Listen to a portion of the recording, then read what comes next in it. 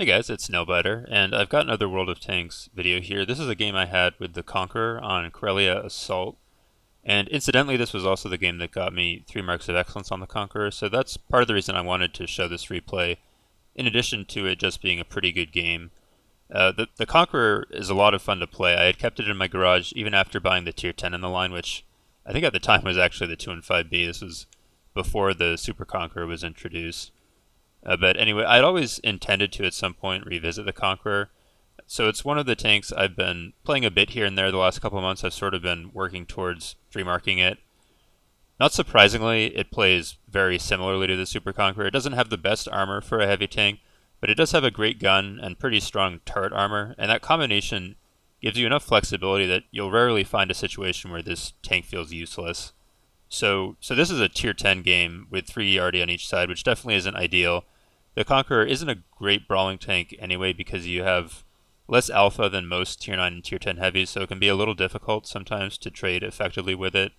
And with 3 arty going all the way up the zero line to the northeast to fight whatever enemy tanks go there isn't great, so at least initially I'm going to play a more supportive role, and I'm thinking I'm going to just go post up around D8 and see if I can get any shots on what gets lit at the start of the game.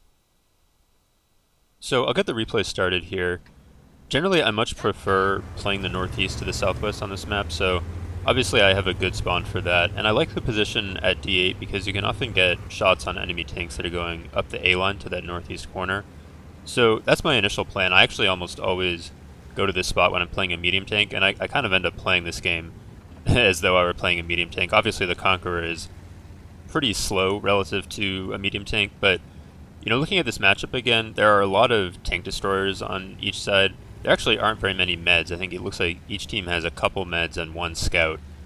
So the lack of mobility shouldn't really be as much of an issue as it might be if there were 5 or 6 medium tanks that I had to worry about. So the EBR on my team has done a pretty aggressive scouting run, and he lit a T-57 heavy going up the A line. He hasn't lit anything else though, so I decided to actually be kind of aggressive and just push straight past D8 and up to this position around C7, C8 or so. And what's really nice about this position is you can get easy side shots on any of his tanks that go all the way up the A line into that northeast corner.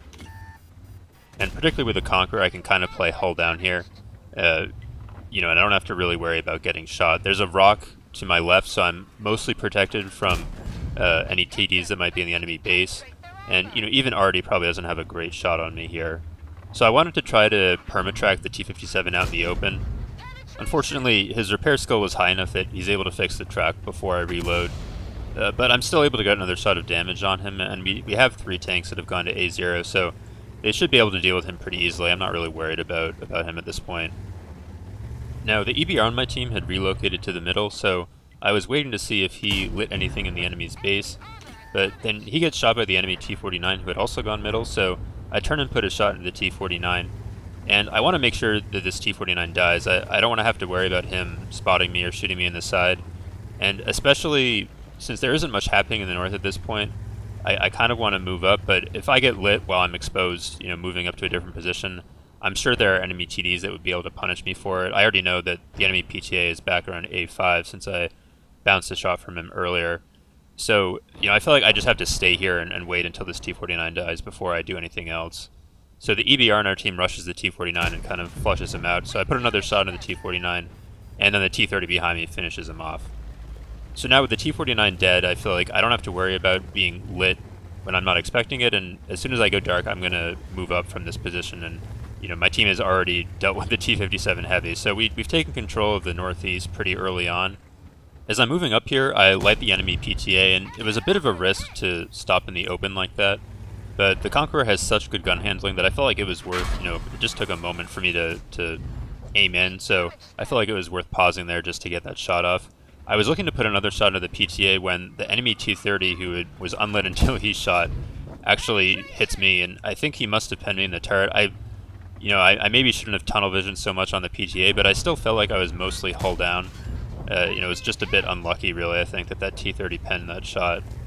But he did lose half his HP for it, and my teammates were also able to kill the PTA that was trying to run away, so even though obviously I would have preferred not to lose that HP, I still feel pretty good about that trade.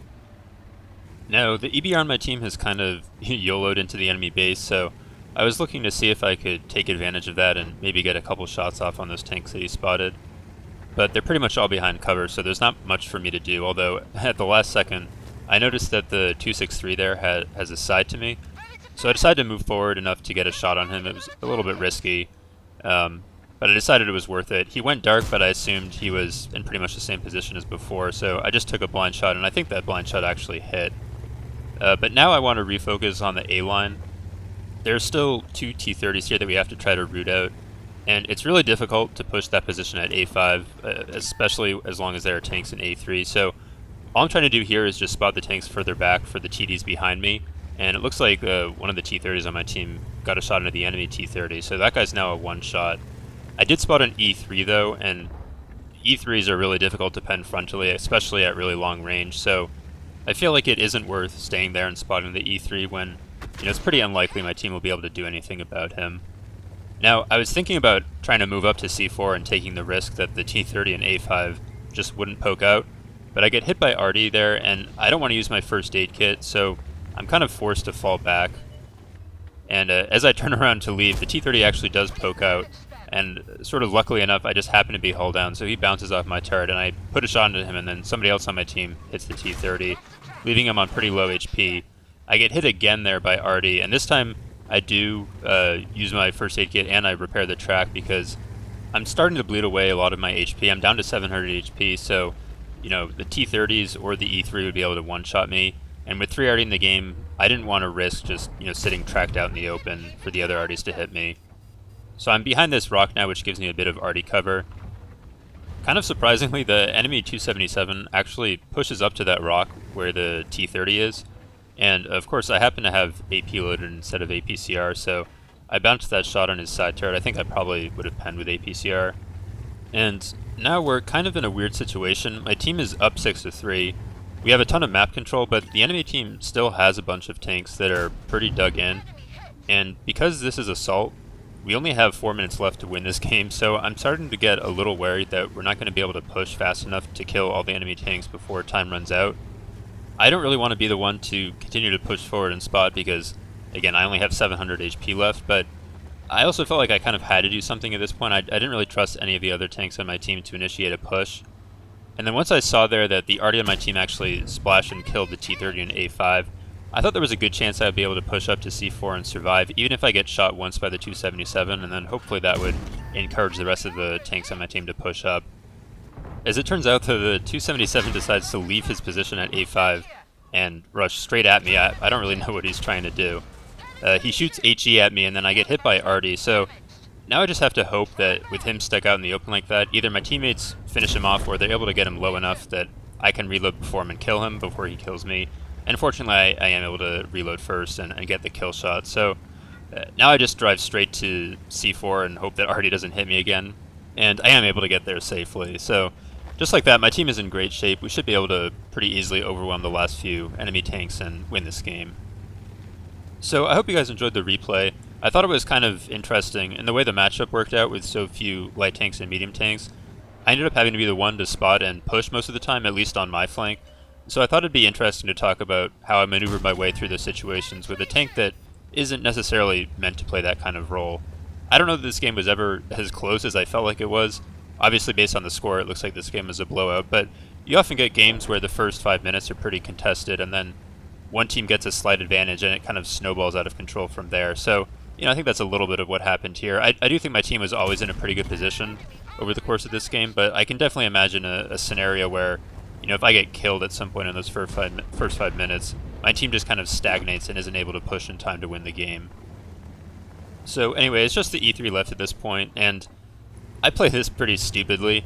It really irritates me at the end of games when there's 1 or 2 remaining tanks and they just tunnel vision on you, preventing you from getting any extra damage. So I get kind of impatient and greedy here, and when I saw the E3 start to turn away from me a bit, I decided to try to crest the ridge and track him, hoping he wasn't paying attention to me, but of course he was, so I miss out on probably 2 more shots of damage because of that, which is pretty frustrating. I was a bit pissed off at myself after that, but other than that, I thought this game was pretty well played, and my team finishes off the E3, so here's the end of the game, and now I'll quickly show you guys the post-game stats. And here are the post-game stats. in spite of my complete derp at the end, this was definitely a pretty solid game. I ended up with about 6.2k damage, and with all the spotting I did, I also got 3.3k assist damage. So good enough for an ace tanker in the Conqueror, and then I also 3-marked it in this game, as I mentioned at the start of the video. I'm probably going to also, at some point in the next few days, post a video that's just this replay without my commentary, just because I like having those up on my channel as well. So you'll probably see that in a couple days. But anyway, I hope you guys enjoyed the video. Thanks for watching, and I'll see you guys later.